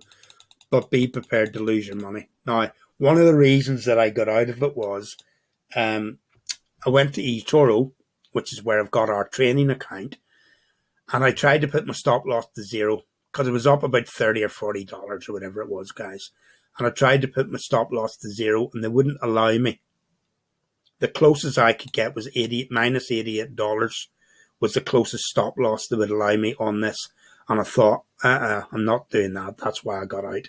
If they had allowed me to put a stop loss in there at 0, I would have been happily sitting with this gambling, whatever it would have been at the minute, $30, whatever it is. In the chance that it would continue, I only put $400 on it, guys. In the chance that it would continue on up. And let's say tonight, our old mate, Elon, comes on and does his skit, whatever it's going to be, and doesn't come over all serious because he wants people to like him, guys. He'll never be serious in public. So he wants people to like him. That's his personality. And it'll do that, possibly. But I think the upper limit's about $1, guys. It'll do something like that. And if it had been in from there and was able to get it to 0, I'd have done that and had gone, right, thanks very much. That's $100 in their little training account. Fantastic. On something that's, probably a good bet that it's going to go up, but you need to cover your downside risk. And I couldn't do it, and that's why I got out of it. Okay, let's get on with Bitcoin, guys. Now, they'll not be this long every week, guys. This is just me introducing myself. And because I know most of you will be new, and what's this guy about? What does he know? And blah, blah, blah. So we'll not do a lesson every week, guys. But, I'll just do what's in my head. And at the moment, this is what's in my head. Oil, it'll continue to go up, guys. It could run flat for a while, but it's not going down here. It's going to continue to go up as the world economy opens up again. EuroCAD, this is one I don't know about, guys. Because the Euro strengthening and the CAD strengthening, maybe there's a trade back up there. But we do the old I'll only do this once, and then the rest that I don't know, you'll know the reason why. So if we're expecting the euro to go long because the dollar's going short, we're also expecting the CAD to go short because commodities are going through the roof. So your differential will be, that or that. But what we're looking for in the best case scenario is something that's going impulsively long against something that's going impulsively short. And then there's what you're trading. There you'll get something like that when that's happening. What the minimum you're looking for in a trade is something that's going flat against something that's going long. And then you'll get a trade that'll go like that. And sometimes you can trade something that kind of does that, where one's slightly stronger than the other, back and forward. If over the years it's created a pattern, and you know the reasons why it's doing it, and it'll be an interest rate differential or monetary policy differential or fiscal policy differential, and something that does that would be the Aussie New Zealand, guys. It does that on it. Say that's a daily time scale. So for 6 months it does that, and then for 3 months it does that, and then for 4 months it does that, and then for a year it does that. In that situation, you can get into something, and provided you got the trend right, get into it and let it run and run and run. In theory, doing it in practice, as with everything, is a little bit trickier because your emotions come into it. And you chicken out, you take profit, and then the next day it takes off. Okay, EuroCAD, so I don't know about that one. Possibly it'll do something like that, but it's not something I want to trade, guys. If in the middle of the week there was nothing I wanted to trade because I didn't know what direction the dollar was going in. And the Aussie euro's the same, because the Aussie's going long and the euro's going long. So it will possibly just do this for a while. And maybe it does it continues to go up there, but it could also possibly do that. And for that reason, I don't want to trade it. Euro New Zealand, same thing, moves in the same direction as the Aussie.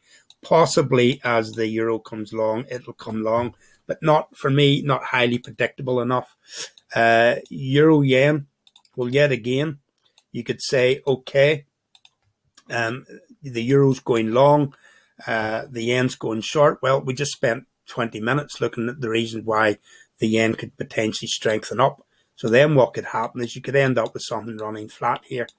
So that's unpredictable as well, so I don't want to trade that. Euro Swiss, this looks a little bit more promising that it could come up.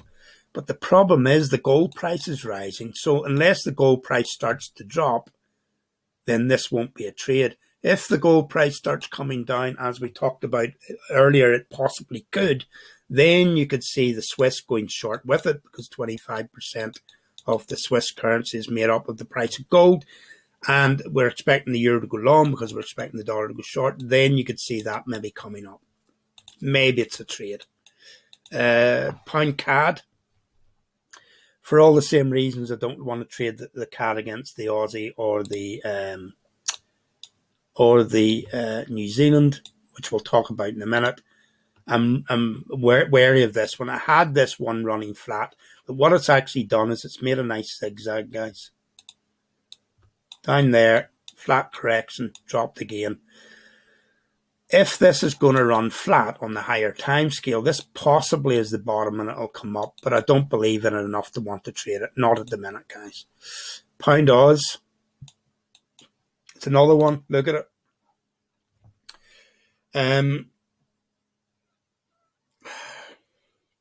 I don't know if that's going to happen. So I'll take that arrow off. Yet again, I don't know. Pound New Zealand. When this was coming down, I was looking for it to push on up, but things have changed in the meantime, guys. The UK is opening up. It's going well, but there is a little bit of a problem in that now that the focus is coming off the pandemic, people are now starting to look back at Brexit, guys. And they're saying, well, what's the problems with trade? with the Brexit situation. So there's probably still a bit of doubt about the pound. This was all about the pound opening up, or the UK opening up, with the vaccine, getting the vaccine into people. And then that's becoming old news and that's starting to drop. I don't know where it's going, guys, so just leave it alone. Pound Swiss, same thing. It was looking, I said from back here, if it got down into there, it would trade it up. I don't know if I'm going to be brave enough to do that, guys. And I certainly won't be brave enough to do it if the gold price keeps going up.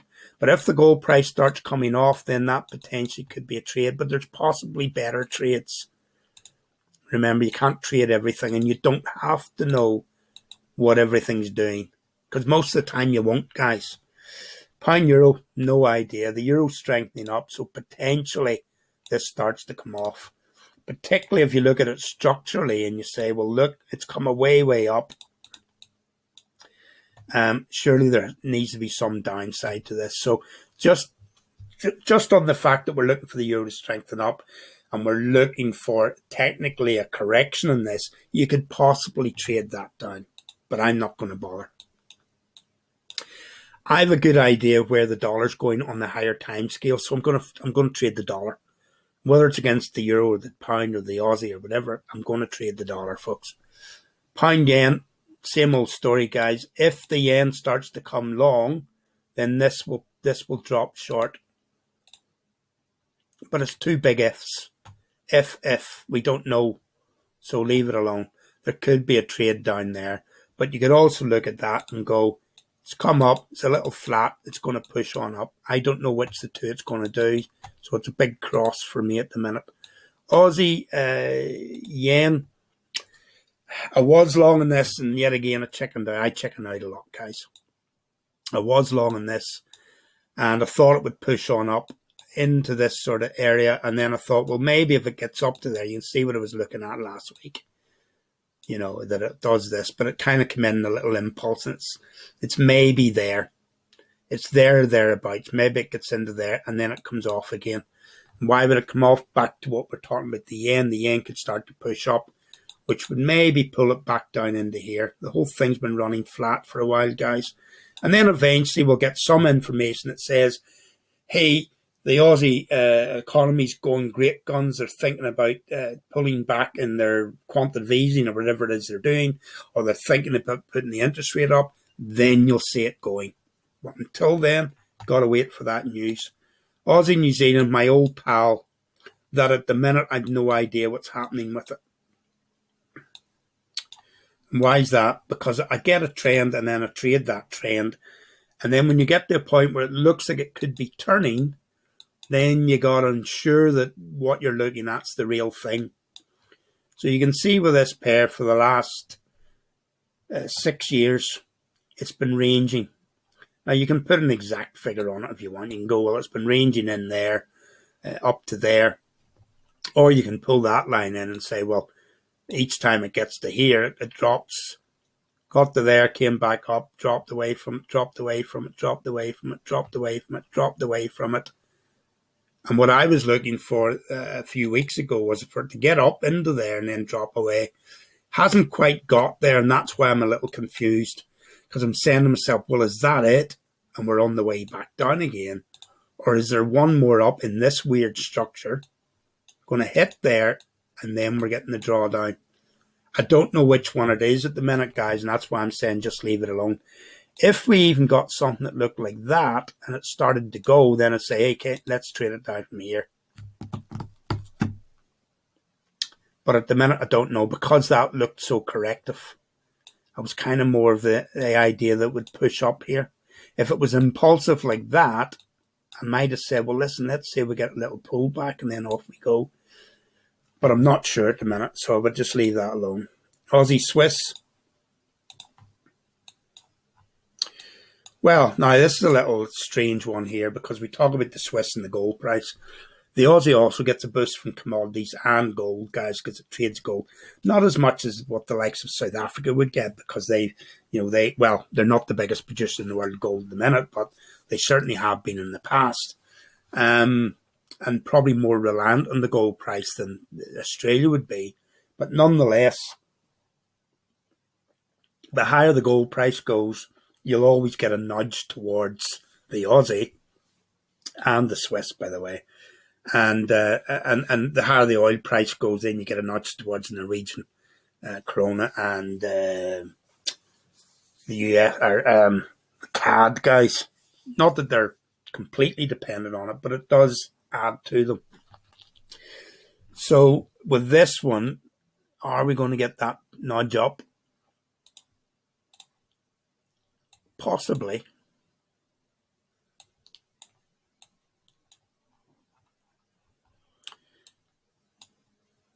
Possibly.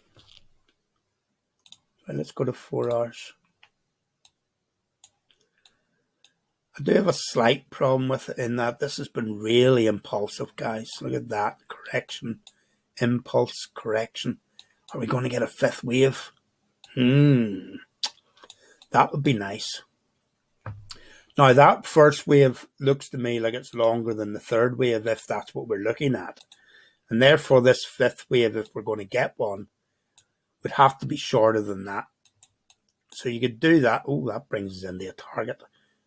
But let's just pull it back a little bit. In fact, let's do this. Now, I don't know if this is what it is, guys. But remember, it's if then. If this is a correction in a 5-wave impulse, then potentially this is a target.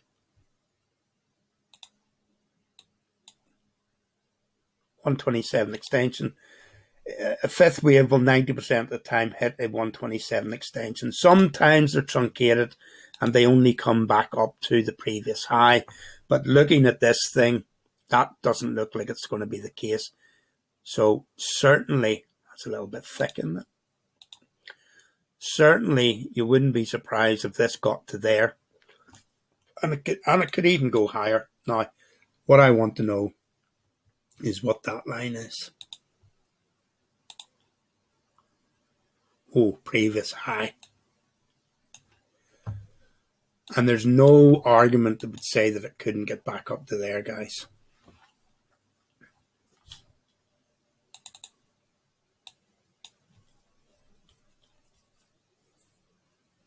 So that's something I'll keep an eye on. It's not necessarily something you need to worry about today or tomorrow or this week, guys.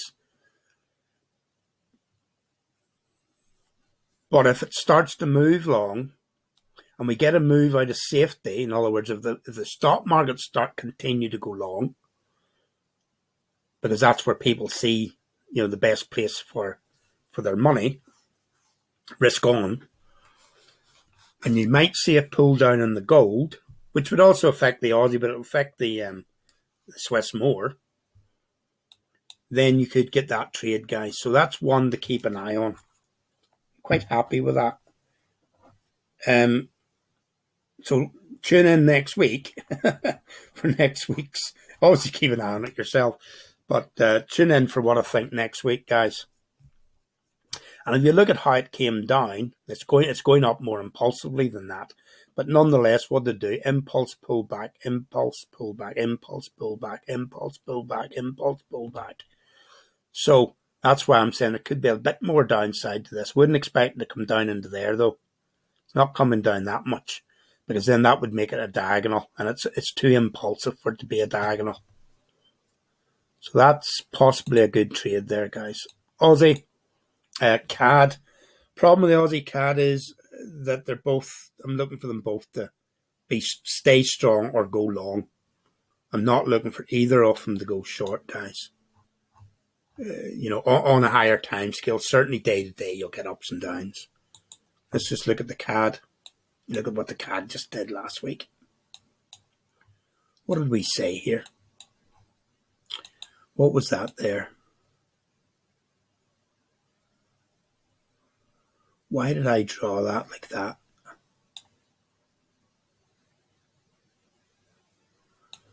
Oh, that's annoying me.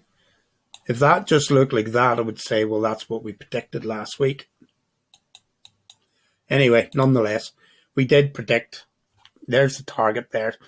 Guys, sometimes the target's in green and sometimes it's in yellow, because for me that was a more of a structure line, but the structure line can also be your target line, because we're looking at that as a flat correction. It's running flat in here, not a flat correction. It's running flat. The whole thing's ranging. So that's the reason we had that, and it's coming into there. So, is the CAD due to come off there? Or is this the one that breaks out and keeps going up? Because remember, I'm not staying a flat correction forever, or it'll not stay in a transition forever. We need to go out a little bit further in this. I'm glad I'm doing this, guys, because on our day-to-day, we focus in, because we're picking up on what happened yesterday and what we already looked at 2-3 weeks ago. You don't go into this detail. I'm doing this for you guys because you're coming to this new. So I haven't done this for a while. I haven't gone out and looked at this. This is what I would call a step one analysis, where you go out and get as much information as you can, just to get an overall view of where's this thing been before, and therefore could it get there again. Now, if it's been there, well, then it could get there again, but then you would have to go and look and say, well, why was it up there? What was the oil price there? What was the gold price there? What were other commodity prices? What was happening to their interest rate? You got to find out why it was up there, and then you can maybe justify that it could get back there. That's not something we're going to do today, guys, but it's something that you would need to look into to determine whether you think this is going to break out long or not.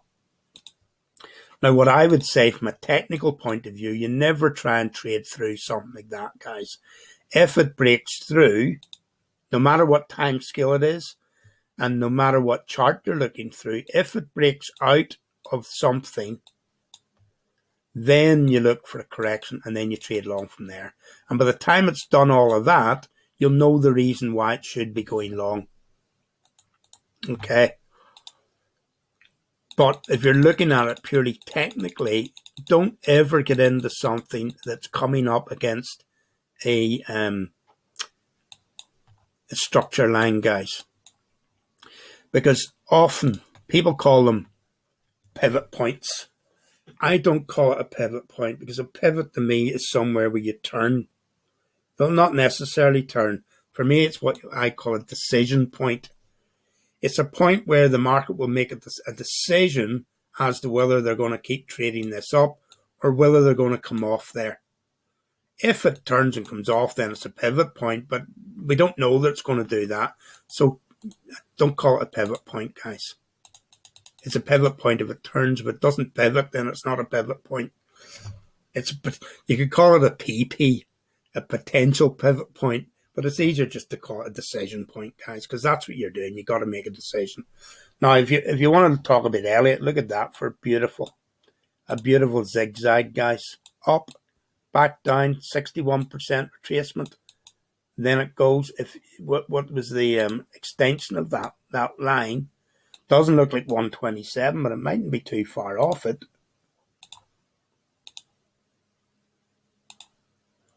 My God, exactly 127, guys. Now, it doesn't work all the time, but my goodness, that one worked, didn't it? Impulse, correction down to 60. Now, remember, it took a year or something to do it. But no matter what time scale you're talking about, the charts will often do this sort of thing. And these are the types of things we're looking for, guys. Down into the 61.8 retracement. Now, it's gone a little bit over it, but you don't worry about that.